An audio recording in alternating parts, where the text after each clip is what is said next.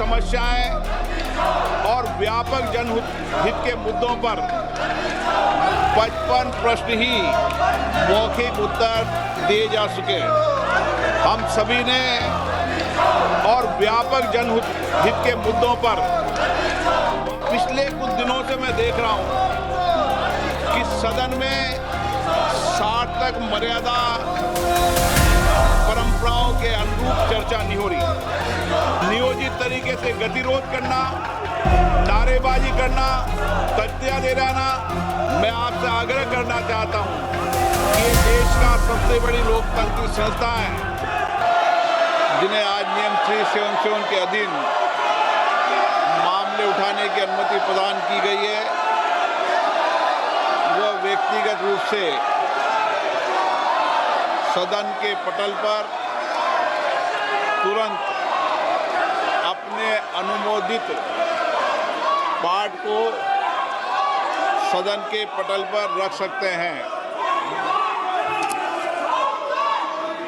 माननीय सदस्यगण, हम 18वीं लोकसभा के 5वें सत्र की समाप्ति की ओर अग्रसर हैं। यह सत्र 31 जुलाई 2025 को आरंभ हुआ था। इस सत्र में 14 सरकारी विधेयक पुनर्स्थापित किए गए तथा कुल 12 विधेयक पारित किए गए। दिनांक 28 और 29 जुलाई को ऑपरेशन सिंदूर पर विशेष चर्चा हुई, जिसका समापन माननीय प्रधानमंत्री जी के उत्तर के साथ हुआ। दिनांक 18 अगस्त 2025 को भारत के अंतरिक्ष कार्यक्रम की उपलब्धियों पर विशेष चर्चा प्रारंभ की गई।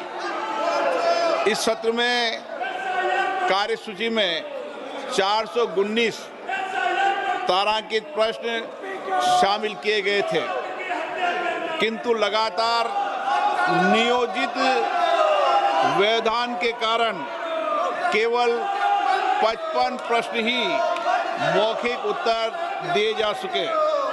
हम सभी ने सत्र के प्रारंभ में तय किया था कि हम इस सत्र में 120 घंटे चर्चा करेंगे। बिजनेस एडवाइजरी कमेटी में भी इस पर सहमति बनी थी, लेकिन लगातार गतिरोध और नियोजित व्यवधान के कारण हम केवल 37 घंटे ही चर्चा कर पाए। माननीय सदस्यगण,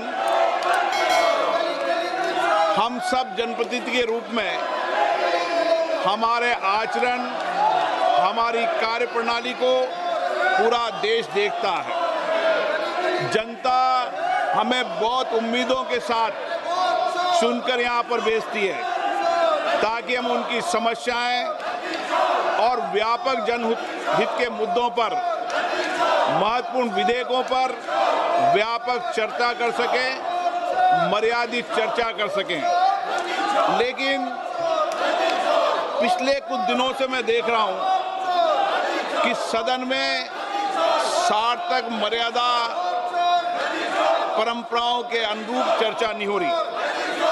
माननीय सदस्यगण, जिस तरीके से सदन के अंदर, सदन के परिसर में जिस तरीके की नारेबाजी हो रही है, जिस तरीके से तख्तियां लेकर माननीय सदस्य आ रहे हैं, नियोजित गतिरोध किया जा रहा है, यह हमारी संसद की परंपराएं नहीं रही है। और विशेष रूप से इस सत्र में जिस भाषा का आचरण किया गया, जिस तरीके की नारेबाजी की गई, ये सदन की मर्यादाओं के अनुरूप नहीं है। हमें एक स्वस्थ परंपराओं का निर्माण करना चाहिए और हमारी कोशिश होनी चाहिए कि हम संसद के अंदर गरिमापूर्ण चर्चा करें। लेकिन मैं लगातार देख रहा हूं नियोजित तरीके से गतिरोध करना, नारेबाजी करना, तख्तियां ले जाना। मैं आपसे आग्रह करना चाहता हूं कि ये देश का सबसे बड़ी लोकतांत्रिक संस्था है, हमें इससे बचने का प्रयास करना चाहिए। और संसद के अंदर भी और संसद के परिसर में भी हमारी भाषा संयमित और मर्यादित होना चाहिए। सहमति और असहमति होना लोकतंत्र की स्वाभाविक प्रक्रिया है, किंतु हमारा सामूहिक प्रयास होना चाहिए कि हम सदन की गरिमा को, मर्यादा को और शालीनता को बनाए रखें। माननीय सदस्य, मैंने हर माननीय सदस्य को हमेशा पर्याप्त समय, पर्याप्त अवसर दिया है, लेकिन जिस तरीके का आपका आचरण है, देश आपके आचरण को, आपकी कार्यप्रणाली को देख रहा है। मैं फिर आपसे आग्रह करता हूं कि हमें प्रयास करना चाहिए कि हमारी स्वच्छ लोकतांत्रिक संस्था के अंदर अच्छी परंपराएं, अच्छी प्रॉपर्टियों को हम लागू करें और इसके लिए सामूहिक चिंतन भी करना चाहिए और सभी राजनीतिक दलों को आत्ममंथन भी करना चाहिए, ताकि देश की लोकतांत्रिक स्वच्छ संस्था की हम मर्यादा को बना रखें और यहाँ अपने आचरण व्यवहार से एक आदर्श स्थापित कर सकें। माननीय सदस्यगण, अंत में मैं सत्र की कार्रवाई में सहयोग हेतु माननीय प्रधानमंत्री जी का, सभापति तालिका के मेरे सहयोगी साथियों का, केंद्रीय मंत्रिमंडल में माननीय सहयोगियों का, नेता प्रतिपक्ष, सभी दलों के माननीय सदस्यों का, मीडिया के प्रतिनिधियों का, लोकसभा सचिवालयों का, संबद्ध एजेंसियों का हार्दिक धन्यवाद व्यक्त करता हूं।